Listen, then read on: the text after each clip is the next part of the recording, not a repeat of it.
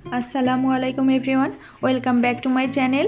কাছে এবং দূরের যে যেখান থেকে আমার ভিডিওটি দেখছেন, আশা করছি আল্লাহর রহমতে সবাই ভালো আছেন।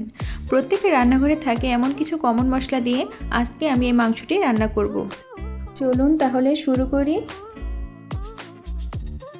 এখানে আমি 1 কেজি পরিমাণ গরুর মাংস নিয়েছি। দিয়ে দিচ্ছি হাফ কাপ সয়াবিন তেল, 1 টেবিল চামচ শুকনা মরিচ বাটা, হাফ কাপ পেঁয়াজ কুচি, 1/3 কাপ রসুনের কোয়া, 1 টেবিল চামচ আদা বাটা, 1 টেবিল চামচ জিরা বাটা, একটি জয়ফলের অর্ধেকটি পেস্ট করে নিয়েছি, 3-4টি দারুচিনি, 6-7টির মতো এলাচ পেস্ট, একটি তেজপাতা, লবঙ্গ 7-8টি, গোলমরিচ 7-8টি, গরম মশলা 1 টেবিল চামচ, লাল মরিচের গুঁড়া 1 চা চামচ, হলুদ গুঁড়া 1 টেবিল চামচ, স্বাদ অনুযায়ী লবণ। সমস্ত উপকরণগুলি মাংসের সাথে ভালোভাবে মিশিয়ে নিতে হবে।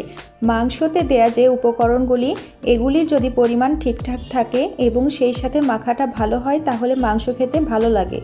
ম্যারিনেট করে রাখবো 20 মিনিটের মতো। মাংসটি আমি প্রেসার কুকারে রান্না করব। আমি এখানে পানি ব্যবহার করিনি। চুলার জাল মিডিয়ামে রেখে 3 থেকে 4টি হুইসেল দিয়ে নিব।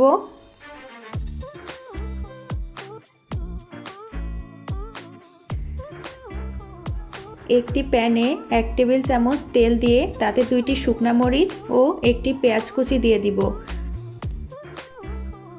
মাংসটি দিয়ে দিব।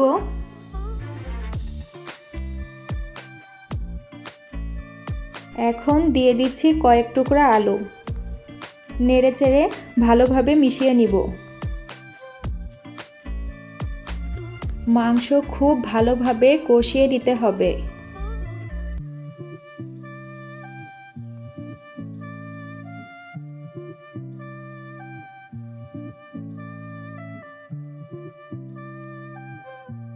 গরম পানি দিয়ে দিচ্ছি 2 কাপ।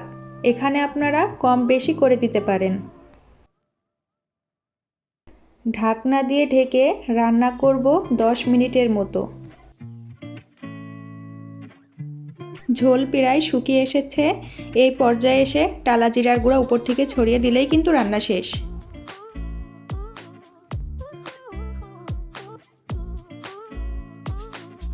ভিডিওটি ভালো লাগলে প্লিজ একটি লাইক দিতে ভুলবেন না। আর এ ধরনের আরও সহজ রেসিপি আমার চ্যানেলে পেতে চাইলে চ্যানেলটিকে সাবস্ক্রাইব করেও নিতে পারেন। আজকের ভিডিওটি এখানেই শেষ করছি। আল্লাহ হাফেজ।